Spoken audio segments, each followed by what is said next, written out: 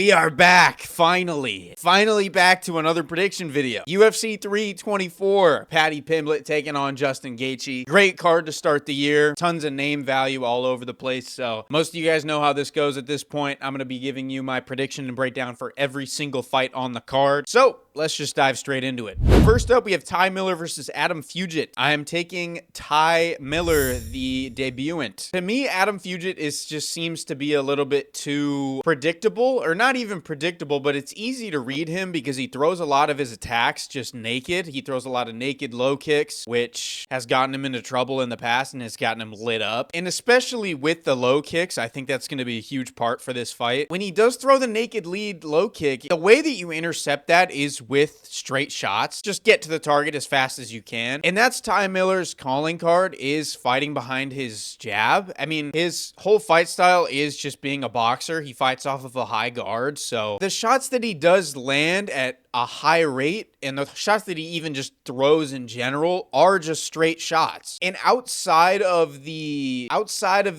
kick game, Adam Fugit isn't necessarily known to be the most defensively responsible. His boxing's not the best, especially once they do get into the pocket. Kind of just seems helpless, and he's kind of just moving around all over the place, trying not to get hit, but it's not like a responsible way of moving your head around, or his footwork is sloppy once he gets into the pocket. So at range, you're throwing all these naked attacks with no setup. I just think that he kind of gets pinged for 3 rounds, to be honest with you. I think at the same time, his chin is too good to the point where I don't think that he really gets caught with anything of too much substance. I personally just think Ty Miller fights behind a jab for 15 minutes and he gets this one done 30-27. I just don't like that Adam Fugit doesn't set anything up. He just seems like he doesn't really know what he's doing once they do get into close quarters. There's just not much going on for him. So I'm taking Ty Miller. I think he gets this one by a 30-27 decision.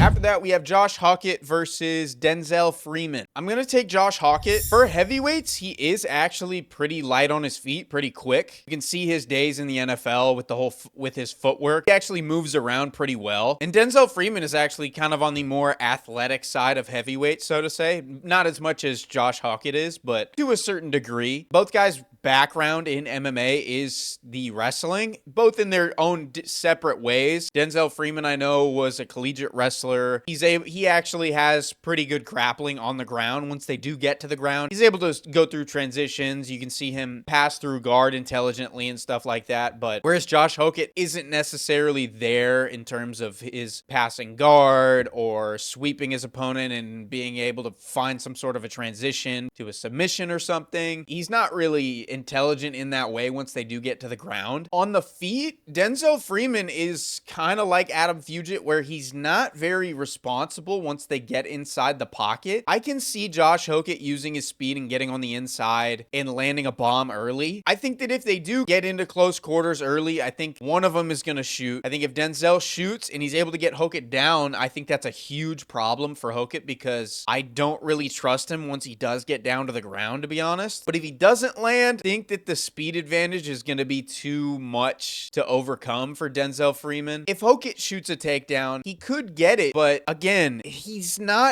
doesn't really seem to have much of a background or any real knowledge once they do get to the ground. He doesn't really know how to transition down there. I think that he's going to want to land a bomb early. I think he's going to want to exchange in the pocket. Denzel Freeman doesn't have too much MMA experience. If there's anybody that can be baited into that kind of game of, let's trade in the pocket and test your speed, let's see that. It's the guys with the lack of experience. I'm taking Josh Hawkett. I think he gets this done by early TKO. After that, we have Michael Johnson versus Alexander Hernandez. I'm taking an underdog here in Michael Johnson. I think that from a style standpoint, I just don't like the fact that Alexander Hernandez isn't necessarily the more athletic one in this sense. Michael Johnson, his whole career, his calling card is his speed, and it always has been, and it still is, honestly. Even at this age, he's still faster than most of the guys that he's matched up against. I think Michael Johnson is really good, and in most of his fights, especially in the first round, when he comes out, he's measured, he's smart, and he immediately is off to a fast start, and he's winning immediately. And then once he starts winning, something flips in his brain where he's just like, I've got this guy, and then he tries to fight in the pocket, and then he gets clipped on the way out, and he's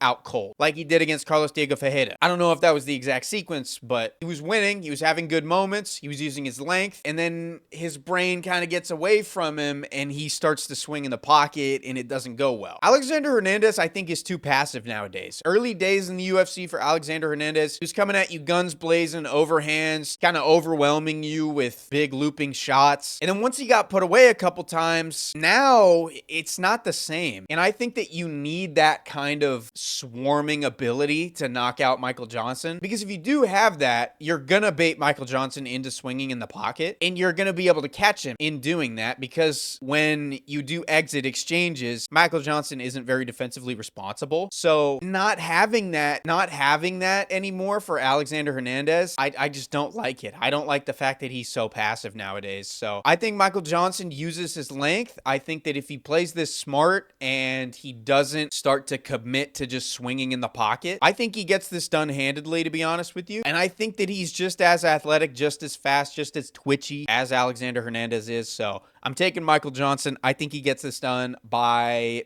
30-27 decision. Up next, we have Charles Johnson versus Alex Perez. This is a little bit of a tricky one, but I am going to go with Charles Johnson. Alex Perez did have a really bad weight cut, which I don't like at all for him. He is a very well-rounded guy. The one worry that I have with him is that he only really throws looping shots. You don't see too many straight punches from him, which at times can be predictable. But with Alex Perez, he's able to mix in the grappling, and he has good top pressure once he does get to the ground. But Charles Johnson's takedown defense has improved considerably since getting to the UFC, because originally it was just that he could get taken down, and once he did get taken down, it was just wrap it up. There's not much going on from here. But since that point, now that he's like a seasoned veteran, his takedown defense is pretty good, and his forward pressure on the feet is really good. I worry that he does get pushed back a little bit and he possibly drops around, because he doesn't fight good on the back foot. I've noticed he does like exit well, I guess, like he circles off the cage well, but when you're so much taller than all these other flyweights, I want to see that ability to move back and snipe a backhand off of their chin while they're trying to blitz you and pressure you up against the fence. I want to see that ability to enter into the clinch, land a knee, and exit with an elbow. Or I want to see you be able to land shots while you're moving backwards, and he can't do that. That's the worry that I have, is that maybe Alex Perez does come out with game plan of just really pressing the issue and moving Charles Johnson backwards. But with the way the weight cut went, I worry for his cardio, and I worry for the mindset, honestly, and just the ability to be rehydrated. It just all doesn't look good for Alex Perez in that sense. I'm gonna trust Charles Johnson to win this one. I think he wins it in a close one. I think it's gonna go 29-28 to him. The weight cut from Alex Perez was really just a turning point for me.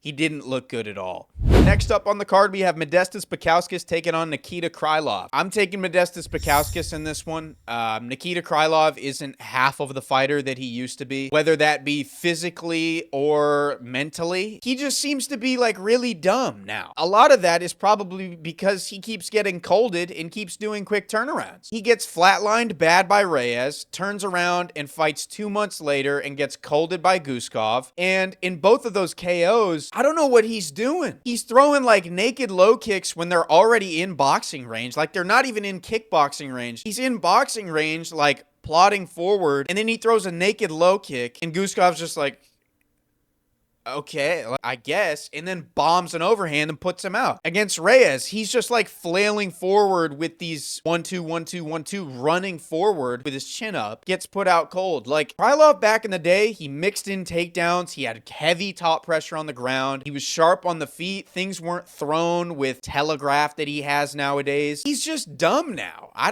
don't know why he took this in the first place, to be honest. I do think that he is like skill for skill. I think Krylov is really good. He hasn't shown that in years now, and is in back-to-back fights, he's been put out bad. You can't trust that. Modestas Bukauskas, he isn't the best. I understand that. I'm not even going to go too much into what it is that Modestas Bukauskas does well. I'm just picking this fight simply off of the fact that anybody that fights Krylov nowadays, I think has a really good chance to win, just for the state that his entire career is in at this point. We're taking Bukauskas. I think he gets it done within the first 2 rounds. I think he'll put him out. I can see a high kick, honestly. I can see Krylov trying to like blitz in and throw a flurry and he gets sniped again. I don't trust Krylov anymore, man. Next up on the card, we have a Gaethje versus Andre Pulyaev, and I am taking Andre Pulyaev to win this one. Yeah, fucking right, dude. Some of you guys actually believed me right there. Gaethje is gonna spark this Russian's head off the canvas in the first round. Yeah, Pulyaev he's kind of like, from what I remember from the film, he has like this Muay Thai almost stance where he's like standing up straight, but his style like kind of counteracts that because he tries to like snipe a backhand every now and then, and that's kind of like his main like power threat is the backhand. He's standing up straight, so like that in and out movement of trying to like slip off and bang one, it just doesn't work because he's standing straight up and like plodding forward. Like an example would be like Charles Oliveira. All you guys know how Charles Oliveira fights. He's up tall, high guard, walking forward, straight up and down. That's how Pulyaev fights from what I remember. And if you're trying to like slip off and bang a straight hand and a Teba's coming after you, but you're straight up in the air, just from a defensive standpoint, that doesn't work. You can't try and like use your head movement and be straight up and down and try, like it just doesn't, that's not how that works. Especially when a Gaethje is going to be throwing in combination, walking you down from the bell. If Pulyaev's smart, he'll try and mix in takedowns because that is the one real like question mark that Ateba has at this point. Not that we've seen very much from him, but it's the real question mark there. But he won't do that, I don't think. That's not his style of fighting. I think that Ateba probably lands a bomb of a right hand. For some reason in my head, I can see like a delayed, like an offbeat 1-1-2. One of those combinations that Izzy throws a lot actually is that delayed offbeat 1-1-2. I can see something like that. Throw a jab, throw the second jab, stick it, hold it, or maybe pull back just for a second and then bomb a right hand through the guard, around the guard. I just think there's too many openings with this tall Muay Thai style of stance that Pulyaev has. He's gonna get put out cold in the first round probably. Next up, we have Umar Nurmagomedov taking on Davison Figueiredo, who actually did miss weight in this one. I mean, obviously, I'm going to be taking Umar Nurmagomedov. I don't know about minus 1,600. That's fucking crazy. I've been saying this for a long time. Davison at 135 doesn't have the same power, I don't think. And I know that that might sound crazy because he has stunned people with his straight right hand. He has stunned people at 135 pounds before. He hasn't put anybody out, but he has stunned them and he's landed nice shots and things like that. But that was the X factor for Figgy. At 25, obviously he was very well-rounded. His scrambles were incredible. Takedown entries were good. He was good on bottom and on top. And then on the feet, he had just that one punch flatten you out power. I haven't seen that in a while from Figgy, man. And if he's as drained as he looked yesterday, the power's not going to be there. So I'm taking it. I think Umar wins this one in a boring 30-27, maybe a late sub. Umar doesn't really have too much finishing ability on the ground, especially when his whole style is kind of predicated upon the fact that once he does get to the ground, he wants to take the back. He doesn't really have much from there, whether it be ground and pound, rear naked chokes, a transition into getting to mount or side control and then getting an arm triangle or a Kimura. There's just not much there in terms of finishing ability. On the feet, I will say one thing about Umar. I think that he is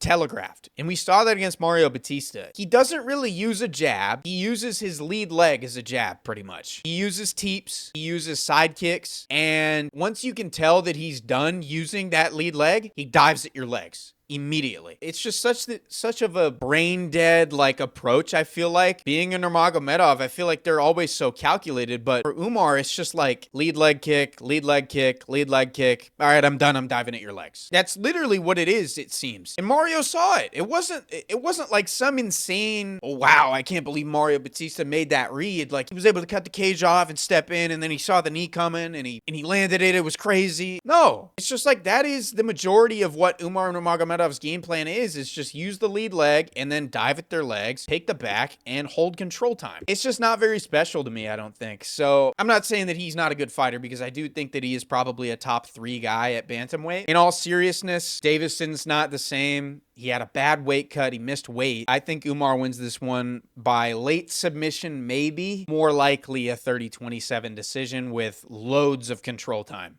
Next up, we have John Silva taking on Arnold Allen. I'm taking John Silva here. I do think that he is good enough to be the champ. I've been saying that for a while now. The worry with John Silva is that he is so emotionally invested into every single fight that he has that his temper and his mindset can get away from him, and we saw that against Diego Lopez. But with Arnold Allen, he overextends a lot, especially with the looping shots. He throws a lot of looping shots, especially once they do get into the pocket. But even at range, he'll overextend himself and drop his opposite hand a lot. A lot of the time. I've seen him overextend on left hands a ton. John Silva has shown the ability to step off and intercept with a straight right hand, with a check lead hook, all sorts of things, all sorts of shots that he's able to intercept guys who do overextend. And he cuts the cage off really well. I think John Silva gets this done inside of the first half of the fight. He can tend to start slow, but that is just kind of him picking up on tendencies and things like that. I don't want to see, I worry about the IQ with him, though. We saw it against Diego Lopez. He tried to land that spinning elbow like 5 or 6 times over, and it's like, dude, mix it up, bro. You're lighting him up. You can land anything you want at this point.